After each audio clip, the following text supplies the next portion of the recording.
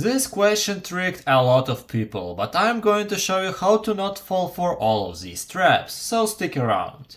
We have 4, minus 4, times 4, and minus 4. We have a lot of 4s, and let's solve this. We have 4 minus 4, this gives us 0. Then we have 4 minus 4, this gives us one more 0. We have multiplication, so in the end, we get 0. And this is not a correct solution. Why it isn't a correct solution? Simple, because we need to follow the order of the operations.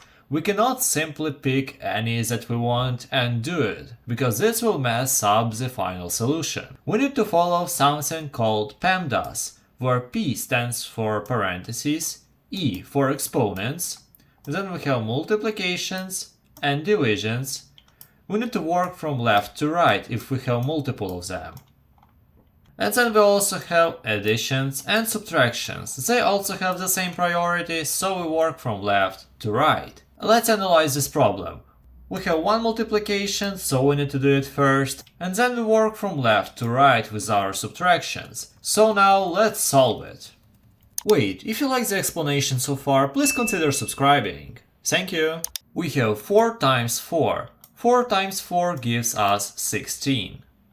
Now we're left with 4 minus 16 minus 4. Now we only have the same operations, so we work from left to right. We only have subtractions. 4 minus 16. This gives us minus 12. And we have minus 12 minus 4. Minus 12 minus 4 gives us minus 16. And minus 16 is the final answer. If you really want to test yourself, watch this similar problem and find out if you can solve it right now. Have a nice one!